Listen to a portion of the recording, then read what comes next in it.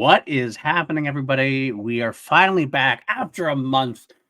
It did take us a month to get through these two movies because, well, It's almost like we were trying to do stuff because their holidays were happening. And it's super frustrating when you don't have time to do things, but that's just the state of any time past Thanksgiving. yeah, pretty much. That's exactly what the issue is. I mean, it's the holidays were there. The Christmas season has come and gone. New Year's has come and gone. The Doctor Who 60th anniversary and Christmas specials have come and gone. That's right. We have the big blue box, but we still have to talk a little bit Doctor Who every once in a while. Otherwise, the show wouldn't feel the same. But that did take up a little bit of time too, right? I mean, so here we are. How are you doing, my friend? Are you feeling good? Are you feeling energetic? What's going on with you? It's a new year, and I feel like we're still just trying to play catch up. It took us forever to even get here. Like, I don't want to tell you guys the amount of drama just to get this recording started. I feel like that happened this morning. We've been on a call for about an hour, and we're finally just sitting down to do the recording, which means that most of our banter is going to be not available, apparently, because someone said that we can't do it now because we don't have time. But hey, we do have a little bit of a hard out, so we have to get this through. You didn't tell me that. I'm sorry. How was I supposed to know? And I it's not my fault that a termite guy had to come and look at my house. So screw you. It's not my fault. The dog's pooping on my dog is pooping all over the place, and yeah, that's where we are at this point. We got coffee though. I'm finishing my coffee. I have mine too. Here we are. Jason Goes to Hell. I need alcohol now. Actually, I'm sorry. I'll be back. I'm gonna take a break because I'm gonna need alcohol for this. This is a movie we actually were meant to do a couple weeks ago, but of course, according to the issues that we were talking about, all the scheduling stuff going on, we are just getting to now. So I watched a couple weeks ago. PJ, you had the distinct pleasure of watching it last night. Fuck you. Fuck you. I look, guys, I'm gonna say it right now. Like, here's the thing. I genuinely should love everything about this movie for who I am as a human being. It's very Sam Raimi. It's very like Lovecraftian. It's kind of a creature feature instead of a Jason movie. Like, everything about that sounds like it should be for me. But here's the problem. It's a movie that's a Friday the 13th film, which means that none of that makes sense to me in the confines of this film franchise. It is so fucking frustrating, and it makes me so fucking angry when I watch it. And I was texting Paul throughout. You were. And I gotta say that I will have to admit to being a little hypocritical in this case about this movie. I have found that like you said, this all happens in a Friday the 13th movie, which is a strange choice. And I'm one on this channel who, during class action, cursed out Matty Gunner for choosing Alien Resurrection in a battle. And I was like saying at that time, he made it much of a comedy. And I said, yeah, but it's not supposed to be. It's an alien movie. And I yelled at him about that. We're also the same people who took Halloween Resurrection to task because it wasn't a Halloween movie. And yet, maybe I think I figured out why I am okay with this movie. And I mean okay, because it's not that I love it. I'm not going to preach that this is a great movie. I'm not going to preach that this is a great movie in the franchise. It's still going to be well in the lower half. But after Friday the 13th Part 8, Jason Takes a Cruise, I think I appreciated it a little more for taking a swing outside the box. Halloween Resurrection followed up H2O, which I loved. Halloween Resurrection, Alien 4, for example, will follow up Alien 3, which I was actually a pretty big fan of. I hated Jason Takes a Cruise.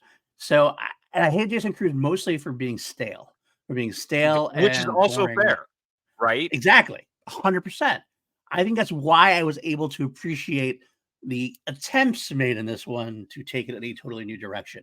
Were those attempts successful? Not so much. But it was a single good thing about this movie. Actually, two. I'm sorry. Kane Hodder is still in it. So there's that. Multiple times, actually. He gets the actual appearance as a Kane Hodder in the face. Get to see his face as himself. As a security guard calling Jason a pussy. As himself. Yes, correct. Yes, correct. Himself. I do like Stephen Williams as Creighton Duke, but he's 100% in a totally different movie than everyone else around him.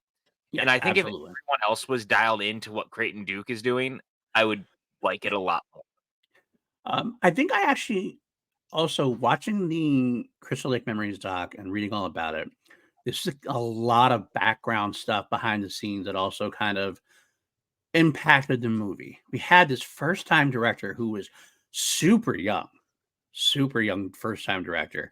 I want to say he was like 23 or 24 at the time he was directing, which is like He unheard of. was, and that was the whole thing is they even talked about that everyone in this shoot was, like, in their 20s, and Right. you can tell. Young to early 20s, like very inexperienced, full of spit and vinegar and wanting to do stuff.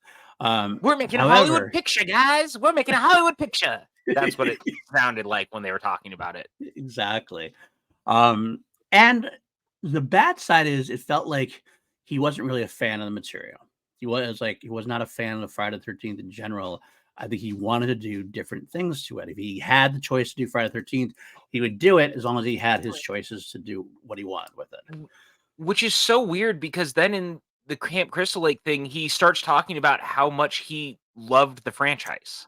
Right. I've heard both sides from him, so I'm not sure which case is real. I don't know if he came to like the franchise because of working on it. I'm not Yeah, because 'cause sure. I'd always been led to understand the same thing. Right. But here he's saying he and his writing partners were actually, like, big fans of the franchise. It's strange. It's very strange.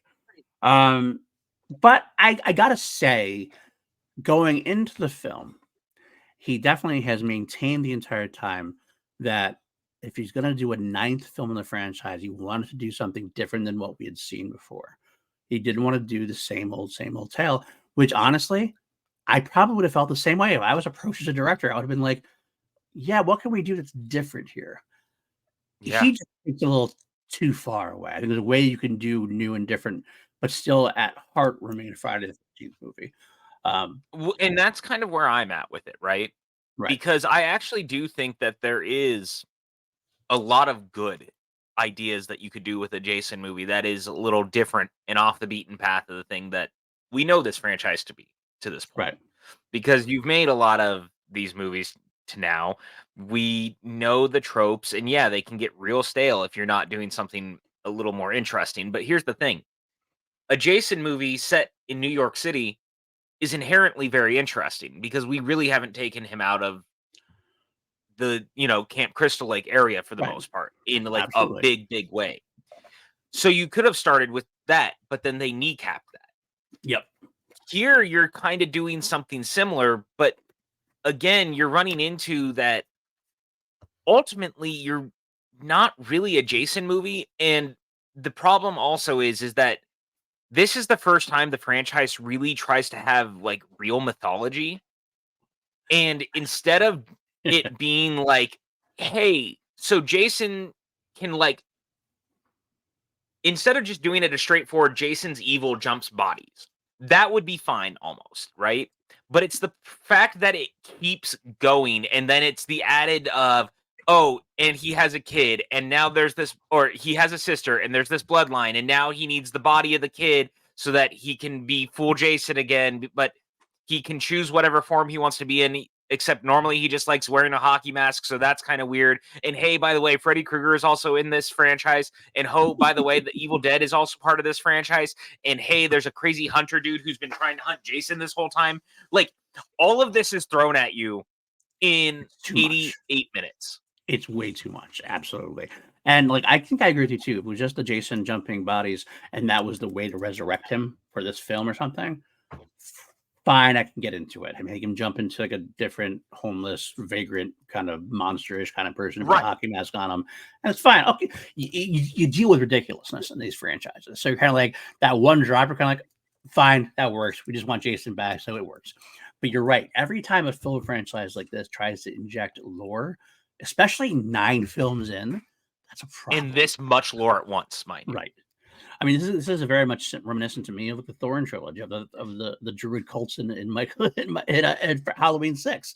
It's just a similar kind of thing. It's like, wait, so you're basically changing everything about the franchise and about the lead villain monster to fit this new background lore. Why are we doing Friday the 13th? You want to make some kind of movie like this? You can make that without Jason. Probably wouldn't get Pretty made, much. but it would be better received. This wasn't a Jason movie. I could go along with the fun aspect of it, absolutely. But unfortunately, it is a Jason movie, and that's where the problem. Well, the funny thing about that too, when you think about it, the other problem I was going to bring up is we do have these issues behind the scenes. This is why it's not called Friday the 13th Part 9, because we no Right. longer have the rights to Friday the 13th. We have the right to Jason Voorhees, where you had And we've Jason moved Goes to on Hell from Paramount to New to Line New Cinema, Line Cinema. hence the Freddy Krueger, hence the Mhm. Evil Dead, because at that point they're all involved with those Right. franchises as well. And it's just all like in their mind, they all kind of want to lead up to a Freddy versus Jason. That's been bandied about since the Well, late because 80s. and Sean Cunningham, who is now coming back to being involved at this point, who has been away since the original movie, basically. Mhm. This is the first time he kind of comes back, and that was his pitch. Yeah, His pitch was Freddy versus Jason, let's not do it. even another Friday movie. He just wanted to go straight to Freddy versus Jason, Right. and they just couldn't get there for whatever reason. So this is what this becomes, Nice. which is mind-blowingly frustrating. Yes, agreed. A full agreed. Um, I mean, it's so bad that like even the beginning, like our lead character was supposed to be Tommy Jarvis. That's the idea that Tommy Jarvis was actually supposed to be the lead character in this, and then all of a And sudden it's they so didn't have the obvious, by rights. the way. It is. It's so obviously Tommy, but it does not work because they can't have the rights to that character. So also we get this nondescript kind of clone of Tommy Jarvis, and that really kind of shoots itself in the foot again because it lets you. It almost teases the old Jason stuff without actually being the old Jason stuff. It's kind of strange. It's kind of strange all the way through. Um, Well, and that's the thing about this movie is ultimately the entire movie is a little bit strange because here you have a movie where the guy who's producing it and like directly involved hasn't been involved since the first one, and his first mandate is get rid of the mask because apparently that was a deal breaker for him, which is absurd, but I digress.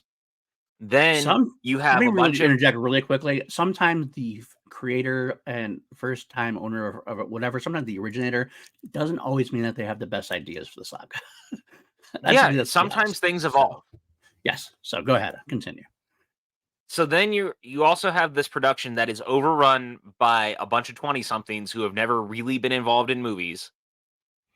And then the only thing you get back basically is Kane Hodder because you're stopped from using most of the other things that the franchise is really known for. Right. And that's even why like Jason even looks fucked up and weird way more than normal Mhm. because it's like a completely different design. They just go in an entirely new direction with it. And it's a weird thing, man, because you watch this movie and for all intents and purposes, like I said before, there's actually a lot of decent ideas in this. And there's a Yep. lot of things that could make a really fun movie, but it's all unfortunately tied down to a franchise that, well, we're making this movie and we know that people like these movies, but we're going to try to pivot so far in another direction that it's going to look completely different than anything you know. And that's a problem. Right. Absolutely.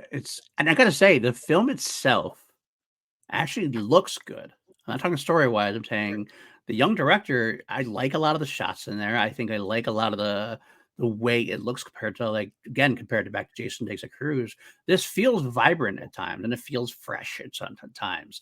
Unfortunately, And then this other times it feels weirdly cheap. yeah, that's you're not wrong. You're not wrong. I feel like they took the budget and they poured it into a couple of different sequences and made that look really good. And they kind of try to chintz it out on the other portions of it. Again, that's a director thing. I think that's a young director's issue there. Yeah, Um, 100%. You're not wrong. but overall, I will say, looking forward, we've talked about this for a while. That 8 and 9 were the nadir of the franchise for us. We don't neither of us like these films, but we both are on the record already saying how we love Jason X.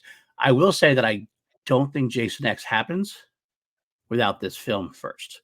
I don't Uh, disagree with that at all. this kind of almost was like a palate cleanser for Jason in a way, getting us into Jason X. So I will always appreciate it for that.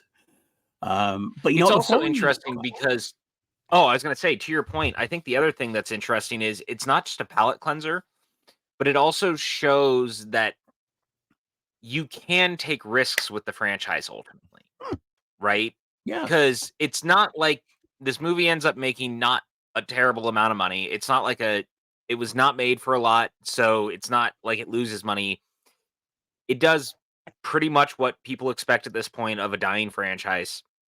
But in doing that, it allows Jason X to go full camp. Because at this point, New Line really just doesn't know what to do with the character.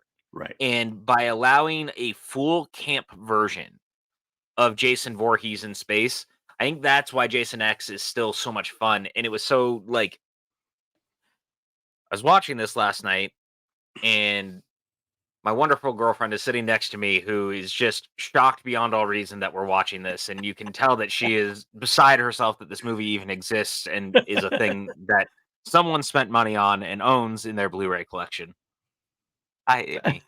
So anyway, um, she was like, "Please tell me this is the last one." And I was like, "No, no, we have 3 more to get through, but the next one is great. They send Jason to space." And she goes, "Oh dear God." And I was like, "No, no.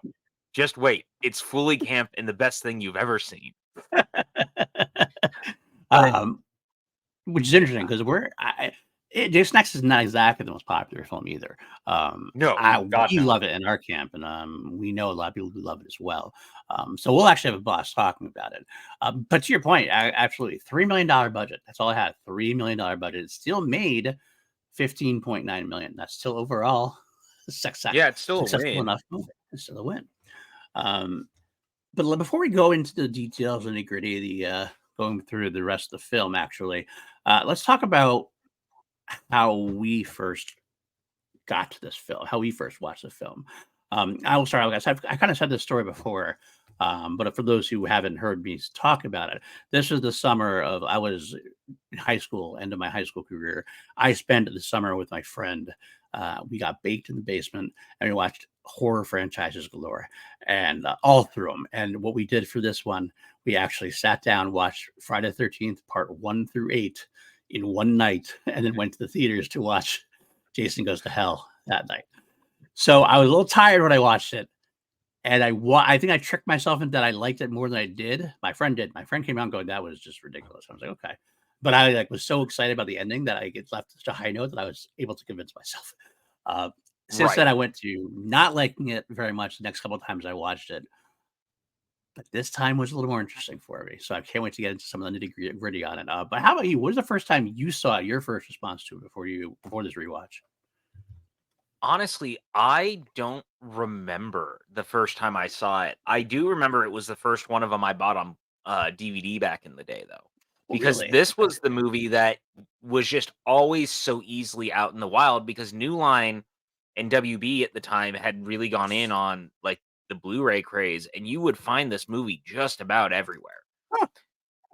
And so this and Jason X I owned and watched quite a bit, but I remember the first time I watched it because I had seen all the other movies to that point, and I had not really known much about this one. And I remember sitting there going, "Well, I guess I should finally give it a watch." And within 10 minutes, Jason's murdered at the beginning of the movie, and I was like, "Huh." Killed by the FBI, mind you. Like, so now the FBI has gotten involved in this entire Crystal Lake situation, which again, the next movie also kind of does this own version of that, which is really funny, but I like it in that movie. In this one, it's a little bit more weird because they send one of their FBI agents out to be a decoy for Jason. But here's the thing, the FBI clearly got something wrong. There is no premarital sex happening to piss Jason off in this. That's true. That's very true. I'm Absolutely. just saying, like, that's a whole thing. Jason doesn't like people having premarital sex. That's usually the people he kills. They just have her go wander around Crystal Lake until he comes out. You're like, all right, sure, okay. So they kill him, and I remember sitting there going, that's a choice that's been made. And then that dude from Friends is in it as the doctor who's going Huh? over Jason's body, and he starts to eat the heart. And just about then, I went, oh, so they want to be a Lovecraftian horror film with weird demony things and space creatures and shit. and now it's no longer Friday the 13th. And that has pretty much been my general state of things since, like, I don't know, 2006, probably the first time. Okay, that's fair. That's absolutely fair. I want to break into that beginning. Again, we love watching the Crystal Lake documentary because it gives a lot of insight on what was going on. And I love the fact that he wanted to make a different Friday the 13th movie, but he kind of wanted to open it like teasing you like it's going to be a normal Friday the 13th movie. We have a very buxom young woman at a campground, and Jason attacks. You're kind of like, okay, so do we need to bring him back? We're fine with that. It's very similar to any kind of other Friday the 13th movie we've seen. Right? Yeah, it's very stereotypical Friday the 13th. Absolutely. Naked woman, shower, Crystal Lake, Jason the whole thing.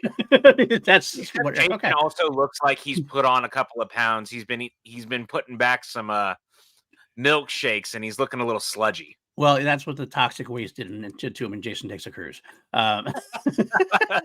He got rewarded.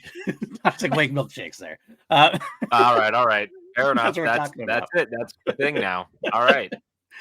So it's done that way to make a point. It's all done very well. It actually shows you that the director could have made a very good, normal, so to speak, Friday the 13th movie, as far as that goes. Boy, if he had just stuck in that vein, everything would have been fine.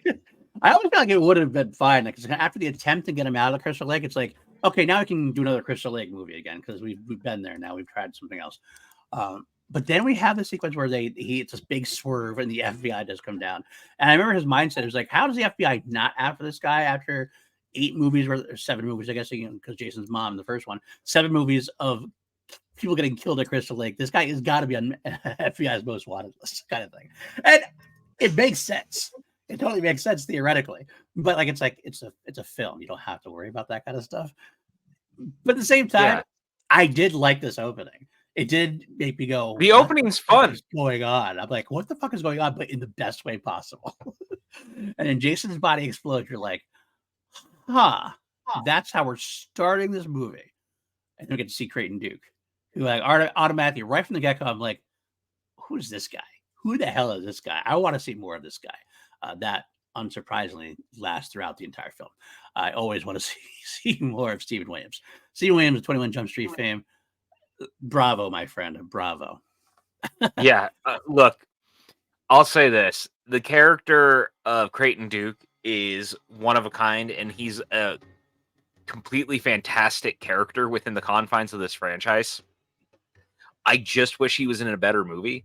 Mm-hmm. Yeah, I agree. You know what I mean? And I honestly wish that he could have teamed up with Tommy, because Creighton Duke and Tommy would have been a great pairing. Having Tom be like Creighton Duke's like apprentice or something, that'd be fucking cool. Yeah. I don't know. He's just such a weirdly strange character, and it makes me so happy every time I watch it that he is clearly having the time of his life.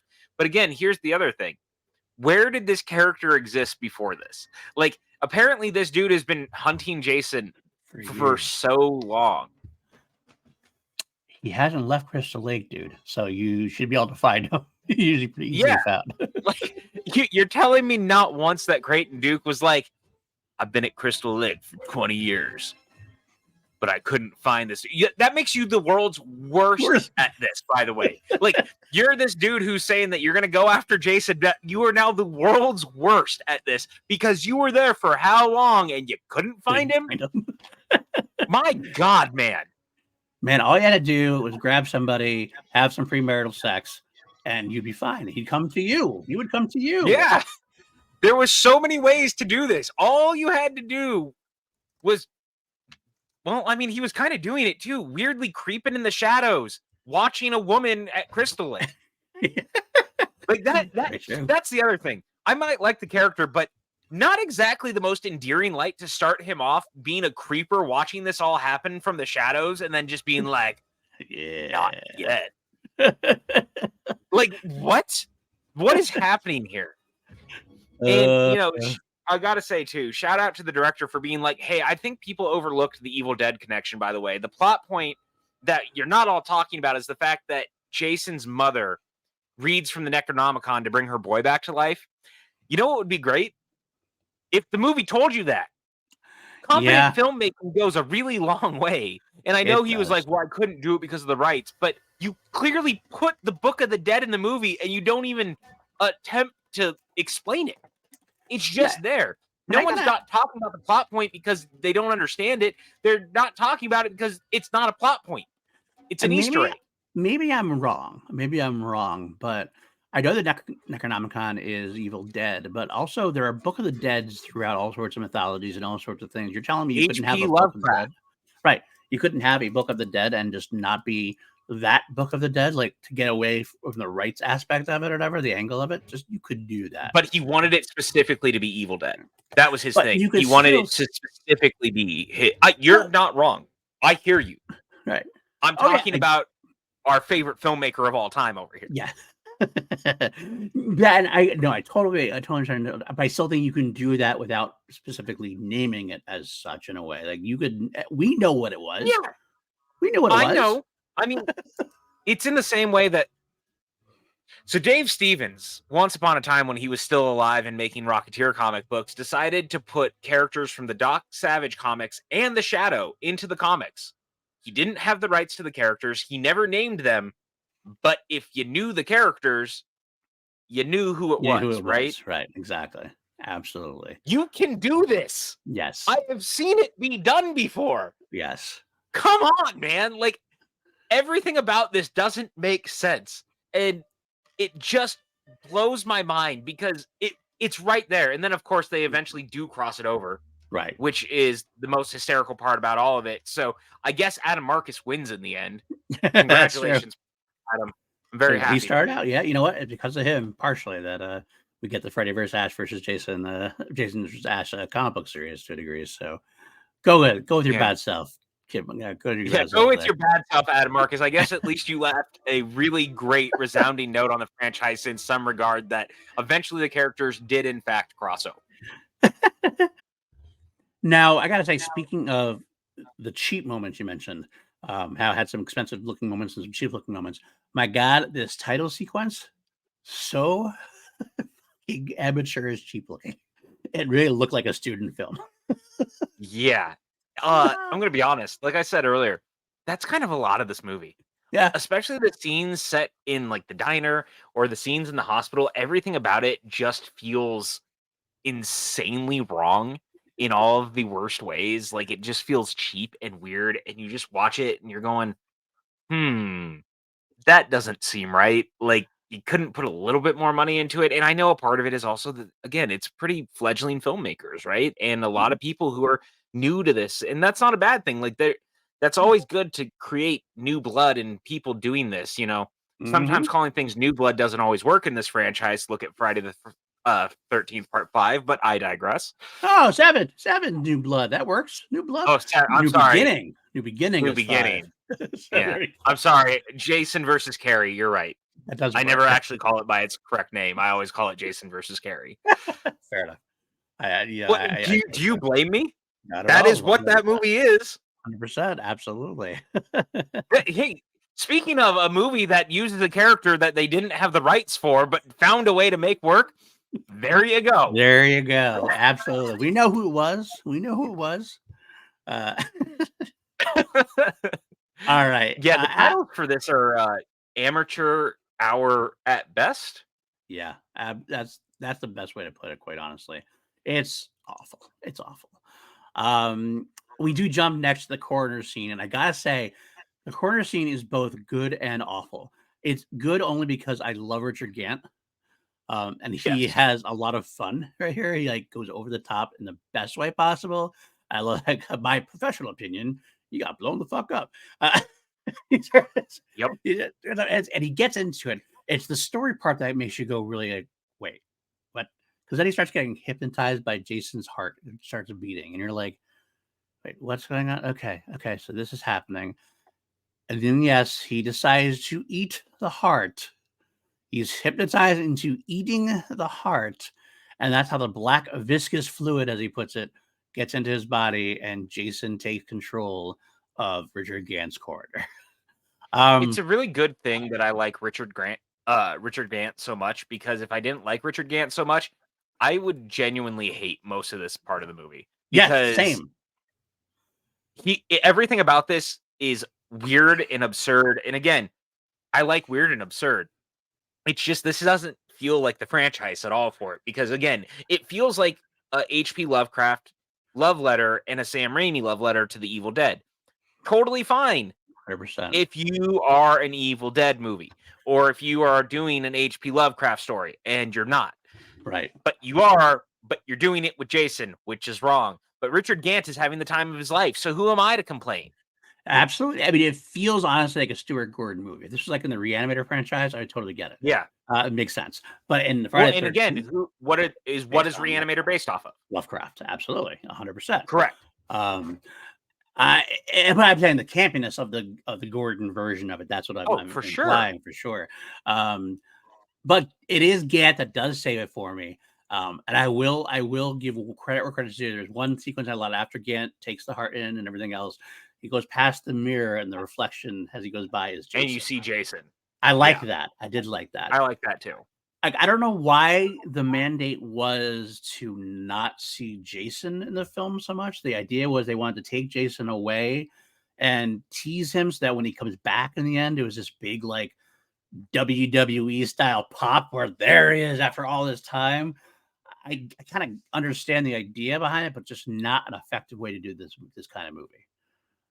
It doesn't Well, work. and again, because I think you're 100% right. And their whole idea that it was more of a creature feature when that's not really the point of these. Yeah, You know what I mean? Like, but at the same time, at least it's kind of interesting. yeah, It just is such a weird choice because the moment that you take Jason out of it is when everything goes downhill. And again, we can point to another movie in this franchise that did do that.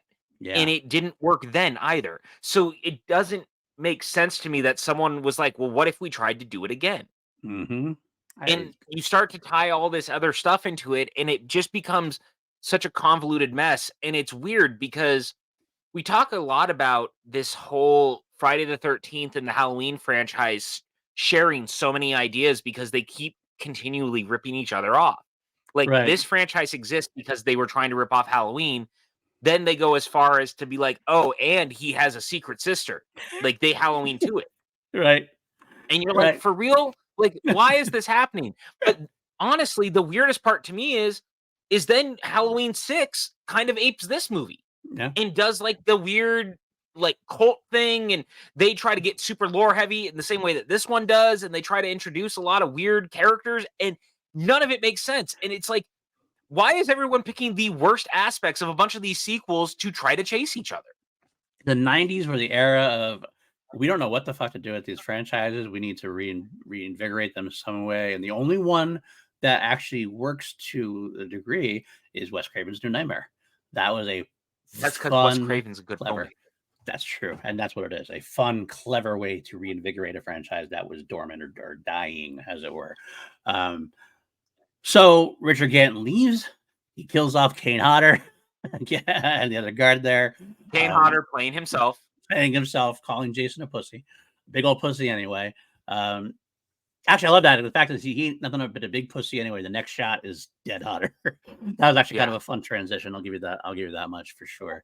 And then we go to American Case File with this host Robert Campbell, whatever, and we get to the interview and we get the real full introduction to one Creighton Duke. What a good introduction to him. Yes. Even though I have to say, what the fuck? When he asked him, what's the first thing you think of when you think of Jason Voorhees? Quote, a little girl in a pink dress sticking a hot dog through a donut. What the fuck are you talking? Like, was that Everything about Creighton Duke rubs me the wrong way, and yet I love the character. The I, first introduction to him is creepy watching a woman in the shadows and letting her almost be killed by Jason. Then he says that he breaks Homeboy's fingers in the jail cell later. Everything yeah, about him is a weird everything. Like, and here's the funny thing. Tony Todd was up for this role at one point, and I can absolutely see Tony Todd doing this too. I can too. But I kind of feel like I He think would have played it Steven more fits straight. Yeah, he would have, and that's why I think Steven actually fits the like the craziness of this film better. I think he might actually be out of his mind, to be I honest think with it you. oh, completely. I almost think he, like, took this into head and said, "Yeah, I'm just gonna fucking be batshit crazy and be the most crazy thing about this movie." A movie where a guy's eating a heart and you see a worm going up a woman's dress to impregnate a dead body. This is the kind of stuff that's in this film, and he wants to be the most batshit part of it. And I think he might And succeed. I think he is. I I think think he Creighton Duke is easily the most batshit crazy thing in this movie, and it's because the performance is just so off the rails. Yep. Um, It is interesting to note, by the way, during this whole sequence, we get I think it's the canonization of Elias where he's being Jason's father. yes, that is This correct. the first time we actually get a full, like he was supposed to be in, I think it was 6 was the first one he was supposed to be in, or Yes. either way, End of something like that. 5, End of 5 end of or end of 4, maybe even. no, I no, don't. no. It was end of 6 because remember he was supposed to be at the graveyard. Yeah. Or okay. I remember that he was Or supposed it to be in was one of 5. them. It was 5 or 6, basically. He's Sorry, we're talking about a deep behind the scenes information about where a character who never appears in the movies was gonna originally appear in one of these movies right. He was because supposed we're to be in one of the nerds. movies. His first appearance was in the novelization of Friday the 13th Part 6 because that's where he was supposed to appear. Right, because Absolutely. that's where he was gonna. Yes, okay, so it was So 6 because it was supposed to be him in the graveyard over right, the. Yeah, and it was right, supposed to be the setup for the next movie. right. So he is the guy that actually so the fact that he's in there, they actually did a good job actually canonizing that and making him the actual father. So in a way, good on you. I want to give credit where credit's due sometimes. You don't get to do that a Yeah, lot in well, these and films. again, it's so clear that in some capacity, Adam Marcus is actually a fan of these, and he's even talked about that.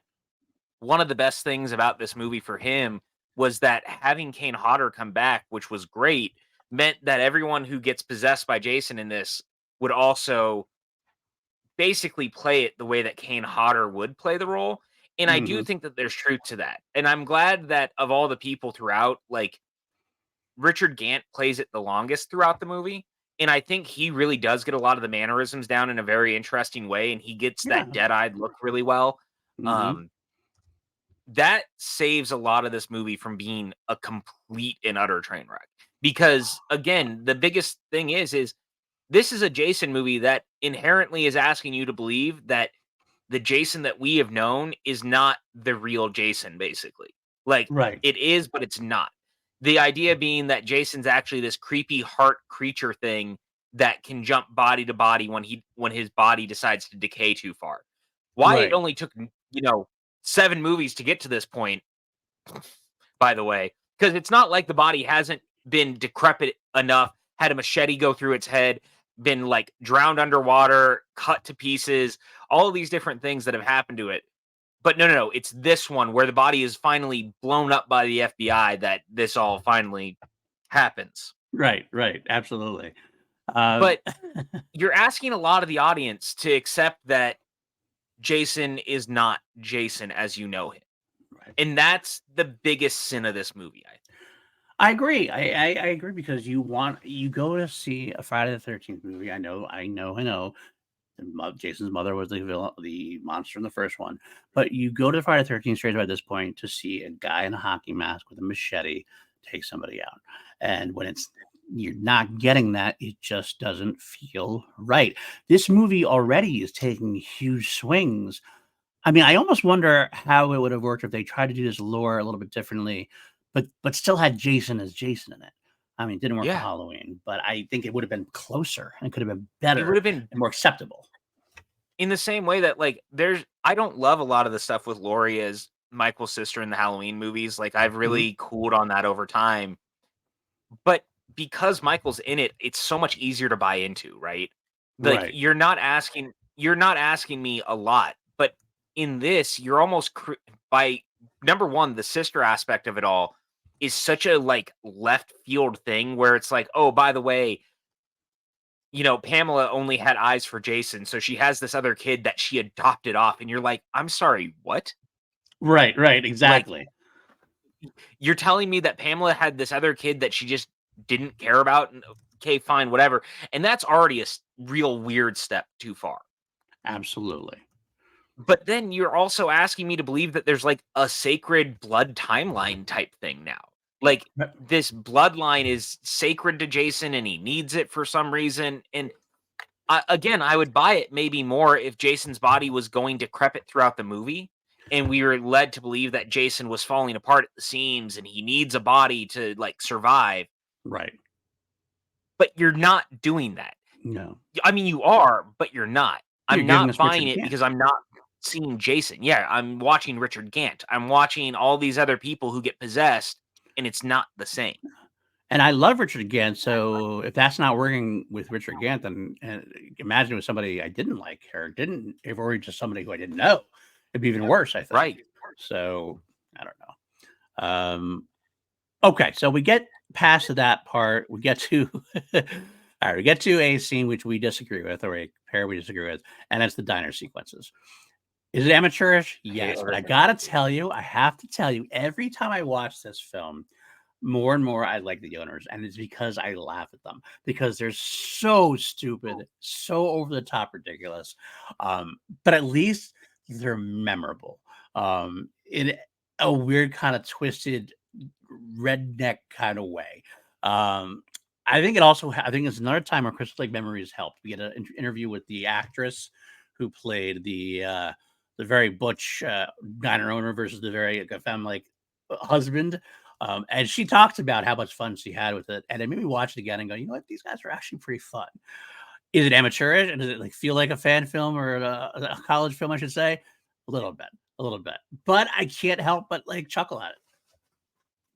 Oh yeah, I'm glad that you like it. I hate everything about it because I hate the characters and I Right. hate just about everything that's happening in it. I wish that it had been better. You know what I mean? Like it. There's we talk about this all the time with this franchise. One of the best things about this franchise is a lot of the side characters. Yeah. One of the there's always weird, kooky dudes and dudettes throughout these movies that are really fun to like watch. And we have the crazy Ralphs and all these different characters that are Mhm. actually really endearing and charming. And they fill out this world in a weird way because yes, Friday the 13th as a whole has this world of crazy, kooky characters where a dude with a hockey mask wanders around macheting teenagers. Yes, It's agreed. great. It's perfect. These characters don't fit that mold for me. I don't know what it is that they're almost too comically over the top in the same way that like the couple at the beginning of the third movie is also not my favorite for the same reason. They're a little like there's a little bit of a almost separation from it. I don't disagree. I just think the actors chose to do the roles in a way that fit this film. You're It fits in probably this right. batshit crazy way. Um, I I just mean, think that just proves to me further that I don't like what this movie is doing. and that's fine. Again, your miles may vary. I completely understand it because I gotta admit to you, like I said, the first time I watched it, I hated them. I was like, these guys are awful. They're grating. I guess sometimes when you get a joke repeated to you enough, you can kind of just chuckle at it and it gets to you. I don't know. Maybe that's all it is. I mean, I like him a hell of a lot better than I like any other, like the sheriff character. Even Aaron Gray, who I had a crush on as a kid, as Buck Rogers and Silver Spoons. I had a even her is like just so too normal for the movie in a way. Like I feel like they're not in the right movie. And I think that kind of lessens it. 'Cause I feel like if it could have gone even further over the top, we could have gotten to a point where you're like, fuck it, just gonna go all in with this fucking bizarre batshit stuff. But they're almost like too normal for the movie. They're in the wrong Friday the 13th movie, is my friend. I think anyway. Yeah, I don't know, man. I think this just comes down to that whole I am so disconnected with this movie, Yeah, like I get that. throughout it, that I just even in moments where it's like I should love these characters. I should be having the time of my life because the actresses or the actress and the actors are having such a good time, Yeah, absolutely. right? And I love that they're having the time of their lives. I love that they're enjoying themselves, but everything about it just does not rub me the right way. I And get I it. think that that disconnect for me continues to survive when I'm watching like in trying to enjoy it. And I think that's why I like can't get on board with it. As weird as Yeah. that sounds, I actually get excited when the stupid one walks outside and gets killed and gets his Yeah, arm like, broken and the bone comes out. And I'm like, you know what, man, you deserve that. He doesn't even attempt to pull the trigger of the gun he's playing with, by the way, right. like a child, mind you, that he's trying to do like flip the gun. And he's like, look how cool I am. He wanders down the stairs and he sees the dude walking up and he doesn't even attempt to do anything. He just Right. stands there until Uh-oh. fake Jason kills him. We'll get to that. I'll get to their deaths later on a little bit more, But that inherently is my thing, right? but I get it. All of No, that. absolutely. It's just too much for me, unfortunately. What do you think of John LeMay, who is our Tommy Jarvis clone? The lead of the Friday the 13th, the series, is almost like their Doctor Who Peter Capaldiing this, frowned his face before. Yeah, right. Why is he the lead in this series? I like his TV series character much better. That's all I'll say about him. What about you?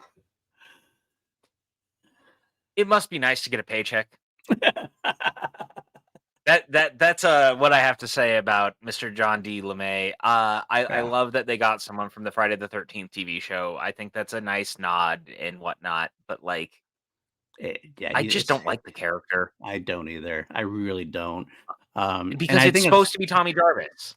that's what it is. And that's what it is. I feel like John D. LeMay also did not know what kind of movie he was supposed to be in. He says that in the Crystal Lake Memory. He's kind of like, I was not really understanding what I was supposed to be doing necessarily, which is, I got to say, it's on the director.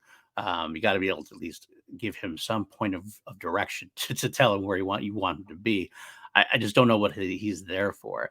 I mean, case in point, it feels like, I think this was, if I remember correctly, this scene was inserted afterwards. We have this whole thing where we're going outside the box, and then in the middle, they go back to the old standbys to try to like fill in time or add extra deaths. When we get the 3 hitchhikers that Stephen picks up, John D. LeMay picks up. I don't even know why he picks them up, because he gets this whole like weird bit about what are you gonna do? Get to have smoke some dope, have some sex, what is this even dialogue here? I don't even know what's going on in this dialogue. And why Well, do we have a couple and then a third wheel gonna go skinny dipping? Like, it's set up too and perfect. you're Yeah. not wrong. And here's the other thing, right? Because now we know in hindsight that all of that was added after the fact too. Right. That was That's not right. I was originally in the confirm that. movie. Right. That was like done because the studio said we need an extra kill. We needed more boobs, basically. Like that's not a joke, by the way. The studio said we needed more blood and more boobs. Mhm. So they added these characters in to be killed and naked. Okay, fine, whatever. Here's the problem with that. You also now just made our hero, you're the only, like, you're putting the hero in this position where he'd honestly almost have been better off cheating on his cheating on his girlfriend, basically, who is his ex, but not really. Like, they're still the thing. It's And complicated. Their Facebook profile says it's complicated. yes, correct. But you're now asking this weird question about what to do with these characters, right? Right. And Right. if he had actually just gone, he might have actually been able to get on the upper hand on what was happening with Jason, as weird as that sounds. Yeah, absolutely. And I don't know, man. Like, it's just a weird thing where I'm like, he knows all of this. He knows Jason's been out there, and he still lets these teenagers go. Right. Right. Yep. And it's like, Um, I don't know, man. It just feels weird, and yeah. I don't like it. It just makes him feel skeezy and weird. And people have said that he's plucky, but I don't see that at the character at all. No, I don't either. Tommy was plucky, and Tommy would never have let this happen. Tommy would have been like, "Oh my No, god, get me, Tommy get would have me." absolutely gone to deal with it. Right. And this guy's like, "Whatever." Um, as for the kills themselves, the third wheel kill is very poorly shot. It's a very TV like thing. It's like these cuts they do, the chaotic energy they do. But I will give credit where credit's due with the tent kill, which was very strong, gory, and shot very well. It's the It's one chaoticness of the of the best director, Friday the right? 13th kills, period. Easily, easily, and that's what I mean. Like in the same scene, we get the best of we get the both worlds, the two face of this director. A poorly shot death scene that's like kind of very forgettable and TV like, and yet the other side is one of the greatest kills in the franchise. who are you, director? Like, Adam, who are you? What director are you? Like, which one are you at this point? It's bizarre. It's bizarre. You can't be consistent. That's the problem with the film. Well, yeah, exactly. You just nailed it. Yeah. That's the problem. This movie is wildly inconsistent from top to bottom because for every decent moment that feels like a Friday the 13th film, it's filled with another 10 moments that don't belong in this franchise or in this movie in particular. And it's so confusing and Right. it's so weird. Like, again, the whole situation with the baby and this bloodline is insanely difficult and weird Mm, to like stomach because it doesn't make sense to the movie that you're in. Every time 100%. it starts to rear its head into like a normal Friday the 13th film, you start to see it come to life. And I think that for all intents and purposes, Marcus has said that he wanted to do things differently and he loved the franchise, at least again, according to the Crystal Lake documentary. I kind of don't know if I believe him though, Mm. because if you really love this franchise, why do you do this? Why do everything against what the franchise is? Agreed. Yeah. Agreed. And sometimes it leads you to do things in the arrogance of only a young 20-year-old could have. Um, and let me say that a young 20-year-old, sometimes arrogance can be a good thing because the 20-year-old arrogance, they let you do stuff that you wouldn't normally do, which can sometimes lead to brilliance and sometimes really art, and sometimes it leads to this stuff. Like the scene where after they have this random killing of the adulterous wife, he takes the cop, and we have this homoerotic scene of Richard Gant like shaving the guy down and stuff. And like it's actually literally in there. If you watch the documentary, he put that in there specifically because women are sexualized throughout 1 through 8. So he wanted to put a man being sexualized in 9. And like, but that's the only reason this is in there. Yeah. I like what are we doing here? I mean, I again, the ambition or the thought behind that, I get, and that's kind of like forward thinking, but like it doesn't work. It's so random. It's actually worse random than just throwing in a random tent kill for boobs and for boobs and death. It just again inconsistent, and you should never throw in something as a story point that's just there for that kind of reason. I think is the way to say it. That whole scene is just weird too, in Yeah. like just an odd way. Why You know is what I'm Jason saying? dressing him in as a gimp? Like, it doesn't make it's not Jason. That's not Jason. No, and that's again inherently the issue with this movie. Right. The characters all apparently know that Jason existed. Everyone in this world apparently knows Jason existed, and yet no one is acting like Jason actually is a character. Right. And that's the thing is that Kane Hodder, they kept, watching the Crystal Lake doc back. It was funny because they all keep talking about how great it was to have Kane Hodder on set because Kane Hodder knew what Jason would and wouldn't do. Right. There's no world that he would have been in that sequence if Jason had been doing that because he knows that Jason wouldn't do that. No. I'm a little surprised that he didn't say anything and I wonder stop if he that did. from being involved. I wonder if he did Yeah, I and mean, was I feel ignored. like they would have said it. You know what I'm Maybe. saying? Like, Yeah. because in the doc, they're all very, very honest about their thoughts and feelings and what had happened behind the scenes. It sounded like because I Right. mean, they even have the actress in specifically with this about the Jason creature thing where Right. it goes into her Yeah. and no one asked her. Right. She They felt just did it, violated. and she said she felt violated because no Right. one had told her it was gonna happen, Right. and she would not have likely signed off on it had anyone asked her. Right. She did get an apology, which They're is nice. very honest. They're Right. very truthful in these docs. So, Yeah. to me, I feel like Hodder would have said, "Hey, I said stuff to the filmmaker," and I'm gonna be honest, our buddy Marcus doesn't feel like he would have been very quiet about someone telling him what to not do either. Yeah. Well, that's absolutely for sure. I think he would have done even more if he, depending on how it was phrased, it might trigger him to go further with it. Um, it just you could have done the same thing, even though, and had it done like in a way where you could have had just two gay guys doing something like that, and that's what Jason gets drawn to kill them. It's like that's a thing that happens. Like that's normally Jason's stuff. Jason being the sexual point of focus there to a degree is that's what the problem is because that's not him. It's anti him. It's not even neutral to him. It's like anti him, which is that's the problem. Well, and it's so funny because they made it a point too that Jason going and stepping on the condom should be in the sequence when he goes and kills the hikers for that exact reason, right? Which is exactly your point. Right. They know that the morality of it all is what Jason uses a lot of the time as a gauge of who he's killing. Right. As weird as that sounds, the movies never outright say it, but it's just kind of in the DNA of the franchise. Even though they say that it was never supposed to be that way, we never meant it like that, and yet Here we are. Here we are. Yep. So there's a reason that exists within the movie. Yeah. And yet this sequence feels so terribly out of place in the entire franchise. Right. Not just this movie, but the franchise. And I would argue that goes all the way to the end of the movie. Yeah. Where we get the weird, like, fight sequence thing where Jason finally gets pulled to hell or something, and it looks like he's being beamed up to a UFO, but then he gets pulled down to the dirt, and it's very confusing, and there might as well just be magical rocks and a man in a black coat watching from the corner waiting for Michael to show up. Yeah, that's what it is. The man in black with the spurs and everything else is waiting for him. Exactly.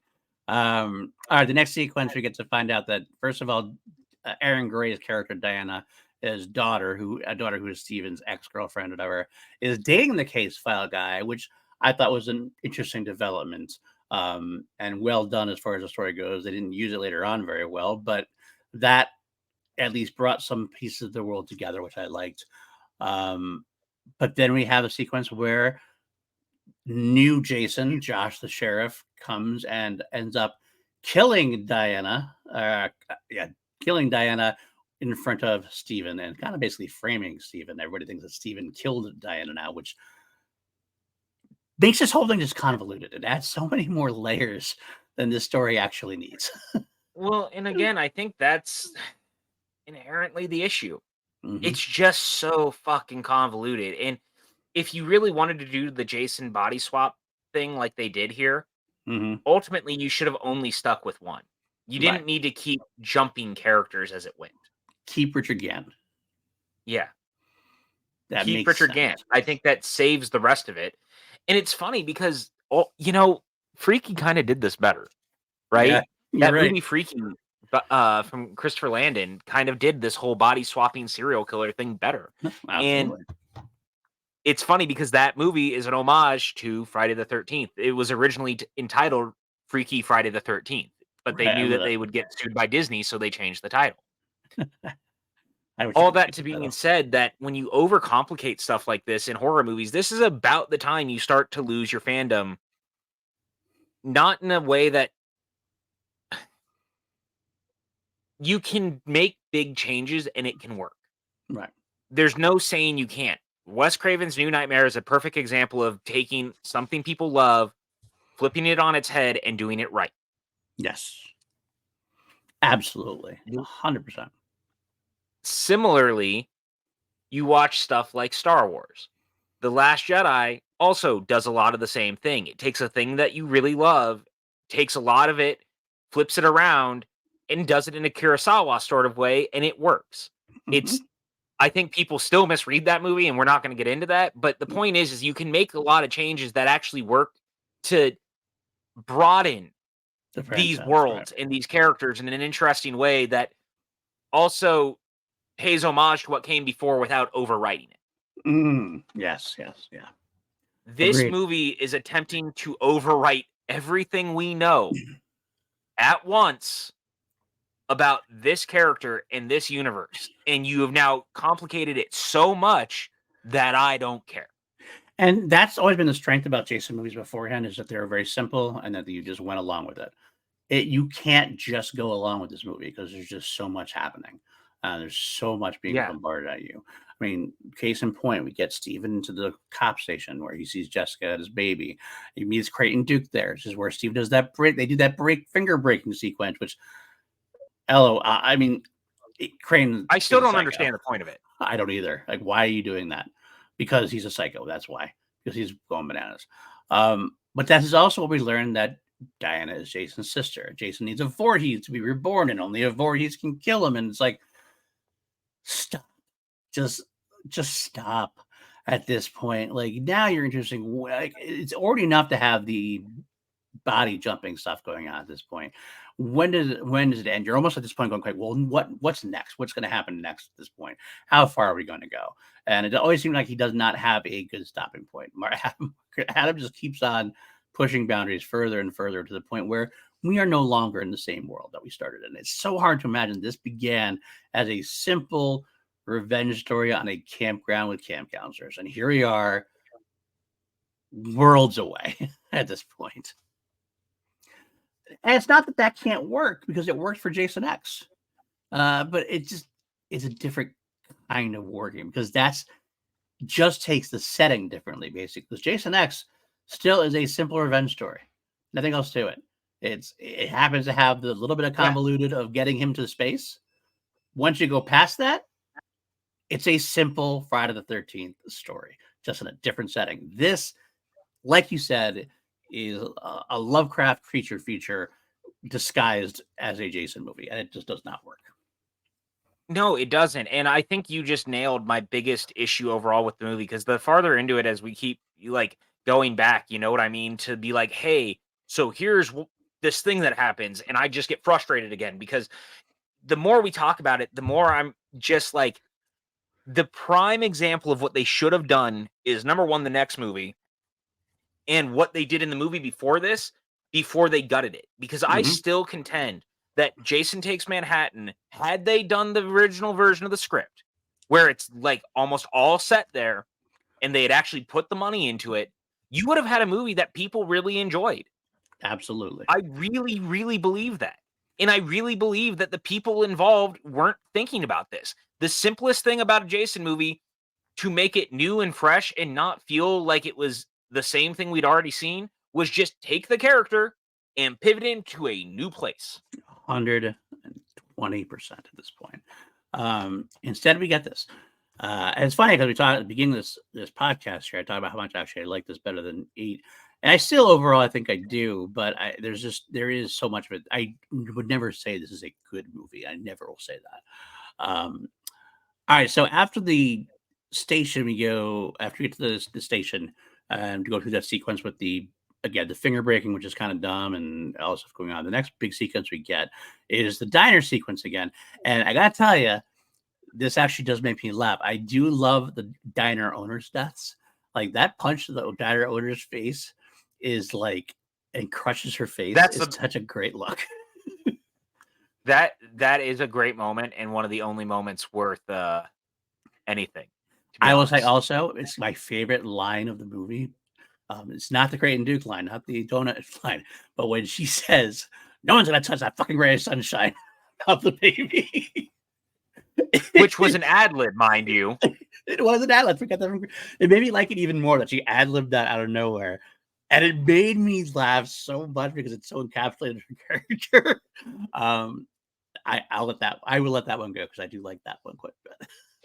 That is a decent moment, because I get to see her get punched in the face. whatever it takes, my friend, whatever it takes.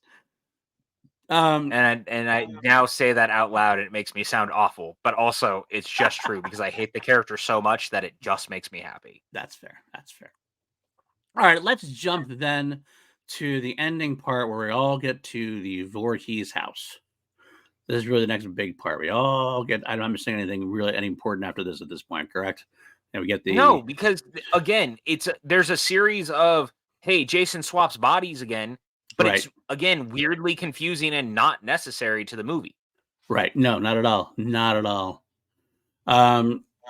So they're all there at the Voorhees house, which is a lot bigger than I ever thought the Voorhees house would be. Similar to, once again, Friday the 13th, or not Halloween. Friday the 13th, Halloween Part 6. Right, the Myers mansion almost at this point versus 5. Yes, mansion. It's 5 where we learned that he had a mansion. That's correct. Yes, thank you. It's ridiculous. With the big a Gothic manor. A Gothic manor. Did you know that Tim Burton directed that movie? Did you know that actually Halloween took place in the Batman Burton universe? Because that's what that fucking house looks like. It really does. I expected to see Keaton come out at any time at that point.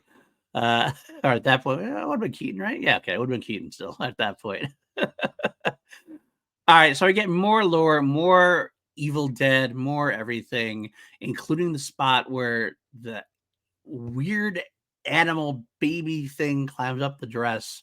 I will say, probably one of the most effective parts of the film for me happened there when Steven talks to Creighton and says, the Voorhees woman or the Voorhees person, or does it have to be alive? And Creighton Duke kind of doesn't have an answer. And it's like, oh shit. And that's when Jason pops out. And I will say, for all I complained about before about saving Jason for the WWE style pop at the end, I did pop. But part of that's because like I finally got Jason back.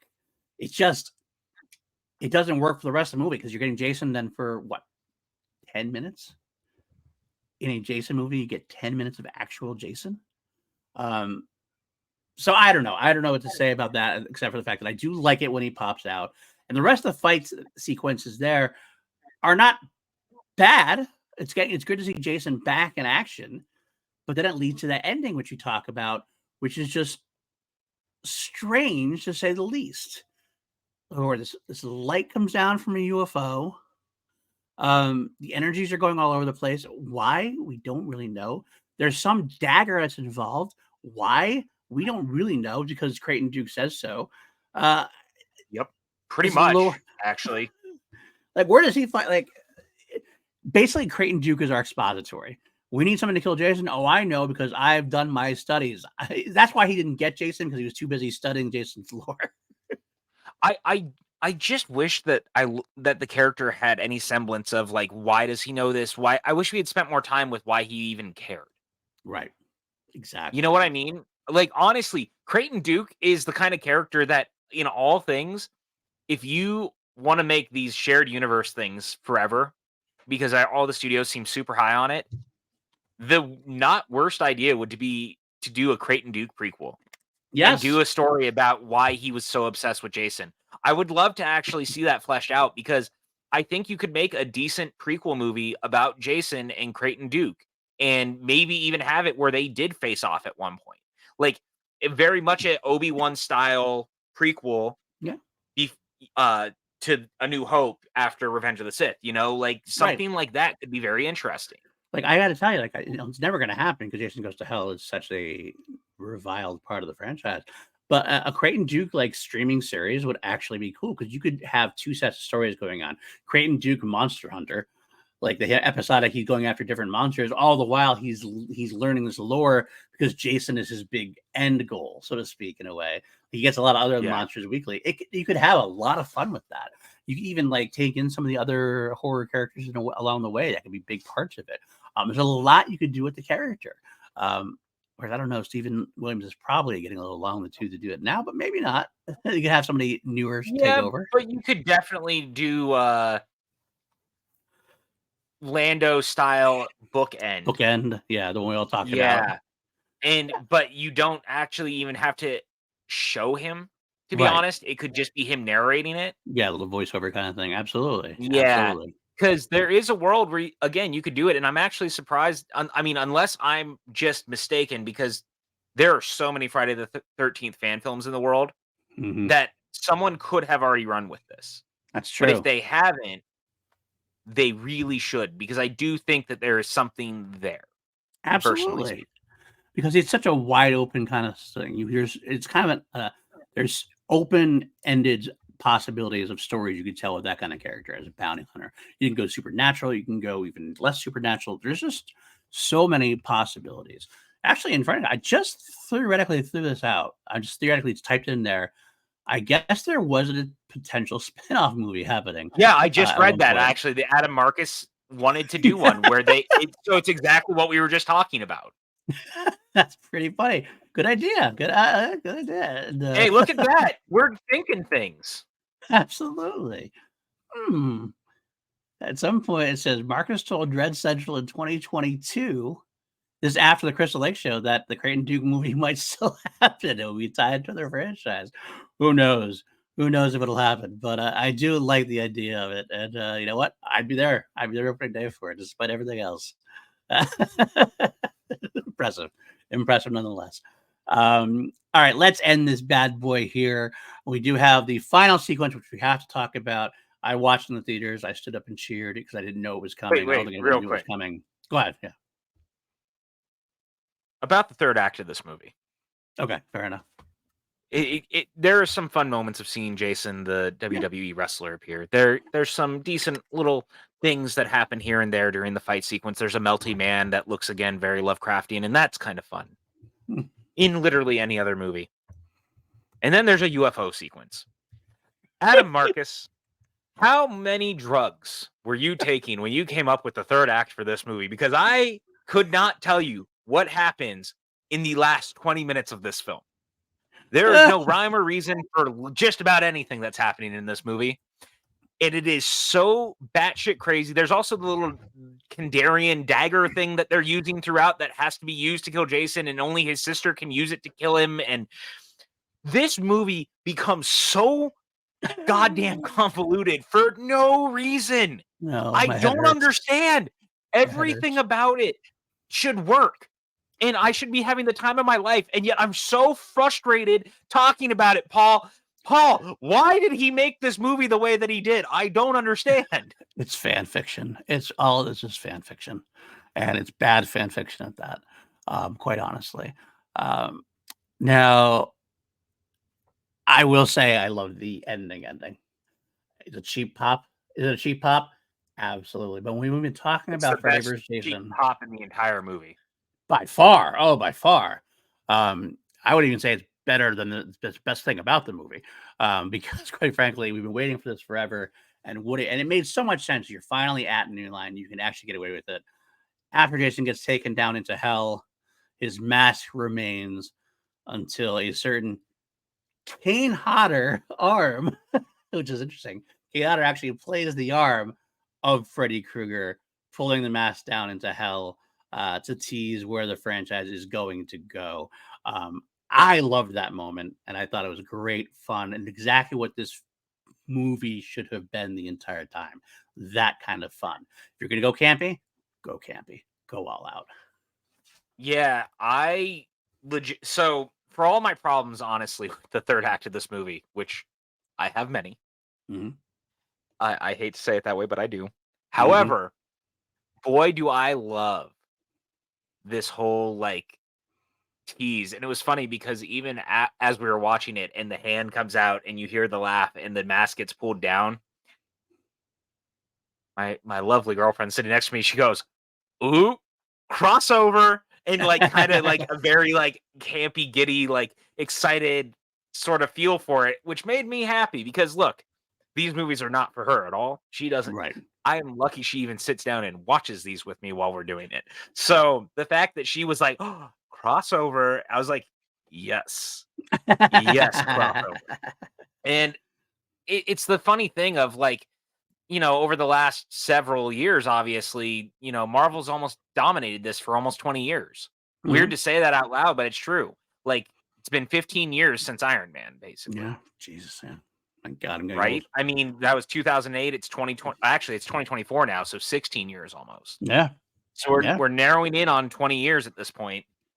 And they really built out on this like teasing culture of things that they want to do. So they put down all these characters and all these things, these little post credit scenes with characters and people popping up like Hercules and what have you. And it's great and it's fun for people like you and I because we Mhm. love the comics growing up. So all the little teases get us excited and they're supposed to get the audience excited. When I tell you that we'd all heard rumors about Freddy versus Jason for so long, and the first time you watched this movie, even if you don't like the movie, Right. but the moment that that hand and that laugh happens and you see Freddy's claw come out and grab the mask and pull it back down into hell, and you hear the laugh, man, Yes. I'm telling you, that is the surefire way to win so many of us over. 100%. At the end of the day, even if you don't like this movie at all, it's always gonna be remembered for the Freddy glove taking down Jason's mask because that's what everybody loved. Everybody wanted. And everybody still wants. I still don't understand how we never got a sequel to Freddy vs. Jason. I got to be honest with you. What a I missed mean, opportunity that was. I don't think I'm ever gonna understand that, to be honest with you, Missed opportunity. because It it made bank. drives me nuts that well, okay, to be fair, we did get a sequel in a comic book. Right. That's That's not yeah. not better, but Yeah. we did get the story to continue in some capacity, which is fantastic. The Right. problem is, unfortunately, is you're right. We did not get a proper sequel in any capacity because for whatever reason, everyone was like, "Nah, man, like we're not going to do it." Good. Every version of it just seemed to fall apart. I mean, it was lucky we even got Freddy versus Jason, and we'll Yeah. get way into that. We're only 2 episodes away from that right now. That's right. We're going to get deep into what happened with all of that because Freddy versus Jason had a real long road to Mm-hmm. happening, and every version of the sequel just never got there in the same way, and it's kind of a bummer. I still contend that we probably should have gotten one more. It feels like it was not how I would have ended everything. And the fact that that's kind of where both the original timelines, if you will, ended. I don't know. It just seems kind of it needed another go. Absolutely. 110%. 110%. But that's 2 episodes from now. We're going to end this episode because, mercifully ending this episode so we don't have to talk about it any further. And I say that even as someone who liked it more than you did. Let's rank the film and rank our Jasons. I'm going to let it rank Jasons first. Just for the previous record, I had from worst to best, part 1, part 2, part 4, part 3, part 8, part 6, part 7. You have part 1, part 2, part 3, part 6, part 8, part 4, part 7. I am going to slide mine in between part 2 and part 4. So very low on the list because, quite frankly, we just didn't get enough of Jason. And what we did get was a kind of a very weird amalgamation of creature feature stuff that looked kind of bizarre and out of place and a little chunky at times. So I'm going to go there. Where do you place your Jason from Jason Goes to Hell? 0. So the worst Jason. Yeah. I'm sorry, Underneath Kane part Hodder's 1. barely in this fucking movie. Underneath part 1, even, which only has All right, fine. I'll put it above part 1. Okay, that's fair. But like, this is not Jason. It's not. Kane Hodder's barely in the movie. He doesn't get much to do. It's a really unfortunate thing, and I wish that I liked this movie more, and I wish I liked the Jason more, but this is not Jason. It's not, and it should feel bad. I get it. I still put it above Baghead because at least I get the big pop of his return. That's the only reason why I put it above Baghead, Jason. But we're very close on that. Well, all right, then let's get down to our ranking of this film, our rating of the film. Again, let's go down the list here. Friday the 13th, the original, I gave us out of 11, because we always turn things up to 11 here on PLD Projects. I gave Friday the 13th a 6. You gave it a 6.5. Part 2, I gave a 7. You gave an 8.5. We both gave part 3 a 7. I gave 4 a 9.5. You gave it a 10. Part 5, A New Beginning, I gave a 5.5. You gave it a 6. Jason Lives, we both gave perfect scores of 11. The New Blood, I gave a 10.5. You gave it a 9.5. Part 8, I gave a 3. You gave it a 4. Where does Jason Goes to Hell fall on your scale here?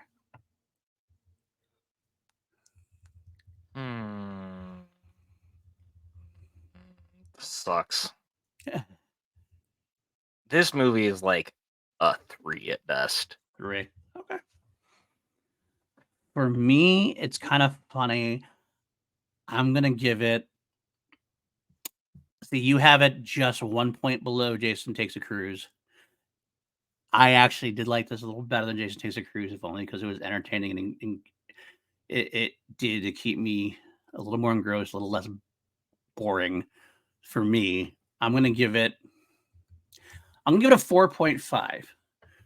It would have given a 4, but the Freddy glove at the end gives me an extra 0.5. All right, fair enough. Still underneath. It's still my least favorite besides Jason Takes a Cruise. Friday the 13th Part 5, A New Beginning is 5.5. So it's about right. I like that about 1.5, about 1 point less than that. So guess what, man? We're done. We're done. We finished talking about Thank this. fucking God for that. We get to move on and talk about two of our favorite films of the franchise, and then the remake, which we both have a lot of fun with. So the rest of the franchise of Friday the 13th will be fun talking from us. Yeah, I can't wait. So, PJ, where can the folks find you? You guys can find me at all social media stuff at PJ Campbell. You know where to find me. All right. That's it. I'm taking the year to I actually privated all my socials, so you're gonna have to request and you'll have to let me know if you're like you'll have to message me or tweet at me and let me know, hey, I'm coming over because I listen to the podcast or whatever. Cause I'm going a little bit more private, as it were, and trying to I'm not necessarily a public figure anymore. Like we do this, but I don't write for a show anymore. I don't do any of that. And so a lot of my opinions and stuff have been picked up by the worst people on the internet. So I'm kind of keeping close to the vest after the last couple of weeks of certain Twitter fandoms and shit being awful. So Sure. if you find me and you listen to this and you want to follow me, like by all means, please request and I will I'll hit that accept button. Sounds fair to me, my friend. I get that completely. For me, at Paul Newsy on Twitter, at PLD Projects on the old threads, and I believe I think I'm Paul Denuzio on Blue Sky, but I don't go there very much. I should. I hopefully will get there more often. I always say that every week. I know. But you can find me all over PLD Projects. We just hit 500 subs on the main channel. Actually at 505 last I checked, which is nice. Which means Matty Gunner will be doing a watch along of the Star Wars Holiday Special for the Patreon. At that patreon.com/PLD Projects. If you want to catch on to that, that should be entertaining to say the least. You can join Austin Goodell, Brandon Buckingham, Jeff Alterman, and a bunch of those crew. A lot of fun we have there with that. If not, totally get it. Hit that like, hit that subscribe. That's another way you can support the channel. Comment. We always like talking Jason and other horror franchise and other franchises in the comments. We appreciate you for sticking it out with us and keeping us on the radar despite our long break. We will be back 2 weeks from now to discuss Jason X. You can also catch all other podcasts, Crown Jewels, on my sister YouTube channel. You can catch a review by talking on the V franchise every other week as well. Holy Snokes, Star Wars podcast with me and Matty Gunner every Wednesday. Got some big news talking about tomorrow with the announcement of the Mandalorian and the Grogu movie. A lot of conversation going to be had about that. And then finally, of course, you can see me and this guy over here, the Big Blue Box with PJ and PLD, where you finally decided to venture forth and get ourselves a Doctor Who podcast. We did the 3 anniversary specials, the Christmas special. We're going to have a couple of other special episodes we're going to roll out in between now and May when the next season starts. We have one coming out in January. We'll be ranking the holiday specials, the Christmas specials, and the New Year's specials from Doctor Who. That should be a blast to talk about. I know. I can't wait. I think we're going to have some probably similar opinions, but I wouldn't be surprised if we have some vastly different ones as well. That's how we roll. But all the way, it's going to be fun talking Doctor Who with this guy because it always is. But that's it for this week, folks. Until then, stay mediocre. Never underestimate the power of mediocrity. Bye now. Deuces.